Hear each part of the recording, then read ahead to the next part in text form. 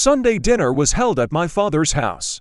A monthly tradition he insisted on keeping alive after our mother passed away. His way of holding the family together. My sister Victoria arrived with her husband Paul and their 3 children. I arrived alone. As always, Victoria was dressed as if she were attending a garden party. The children looked equally polished. 10-year-old Emma wore a dress with a visible designer label. The twins, both 7, were in matching outfits that probably cost more than my monthly grocery bill. When Victoria saw me, her eyes traveled slowly over my clothes. "You're wearing that?"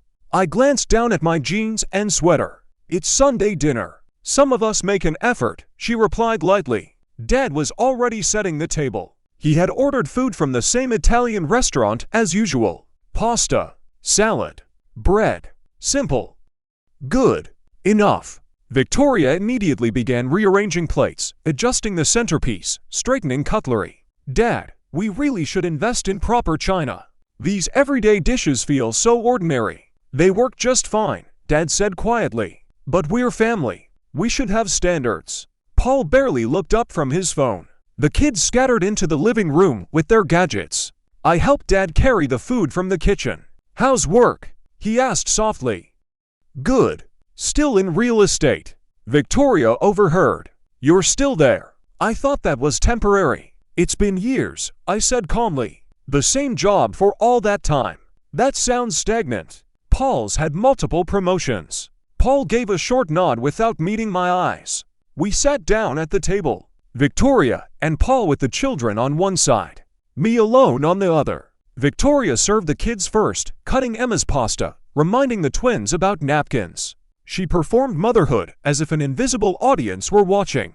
"We're planning summer," she announced. "We'll spend time at the lake house. The kids love it there. Then maybe the mountains. And for Christmas, the beach house. Starting new traditions." Dad nodded approvingly. I took another bite of pasta and said nothing. The lake house, the mountain cabin, the beach house, all of them belonged to me. No one at that table knew. Years earlier, Dad had called me worried. Victoria had been asking why our family didn't own vacation homes like her friends did. He said he couldn't afford anything like that. I told him not to worry. I bought the lake house first. It was a foreclosure property, worn down but in a perfect location. I renovated it carefully, furnished it beautifully, turned it into something special. Then I gave Dad a key and told him it was for family use. Victoria assumed it was his. She never asked directly. She simply began posting photos online. Our family lake house. Later I purchased the mountain cabin. Then the beach house. Each time, the same pattern. A key for Dad. Assumptions from Victoria. Every deed carried only my name. During dinner, Emma suddenly looked at me. "Aunt Angela, do you have a vacation house?" "No," I replied evenly. Victoria smiled. "Not everyone has access to certain things, sweetheart." "Why? Doesn't she have money?" "Everyone has their level," Victoria said gently. "Some people own. Some people work." One of the twins chimed in. "Mom says Aunt Angela is poor." The room went silent. "That's rude," Victoria said, but she was still smiling. Emma stood up abruptly. "Mom, if Aunt Angela is poor, shouldn't she stand? You said rich people sit and poor people stand like servants." The silence became suffocating. Victoria's face flushed. "That's not what I meant." But it was too late. "Then Aunt Angela should stand," Emma insisted proudly. "That's the rule." Paul began clapping slowly. The twins joined him. Victoria followed, hesitantly at first, then more confidently. Dad said nothing. "There are levels," Victoria said. "Some sit at the table. Some serve.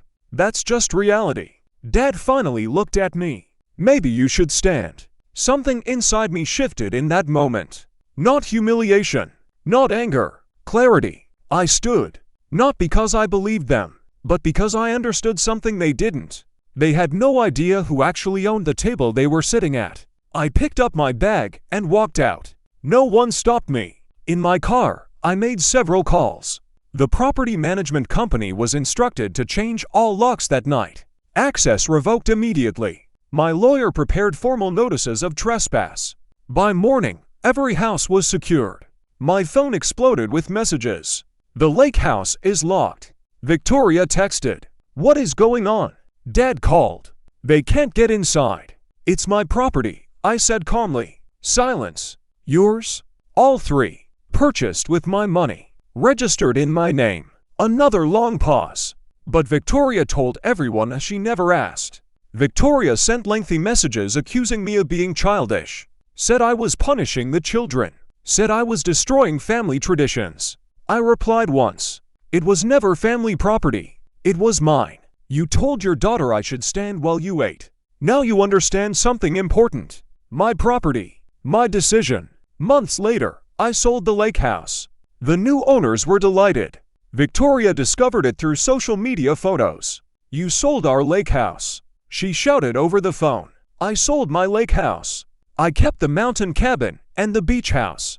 And I bought another property, a modern ski chalet in Vermont. For myself. No shared keys. No assumptions. No entitlement. And here's the irony. At my table, everyone sits. Because I own the table. And the house it stands in.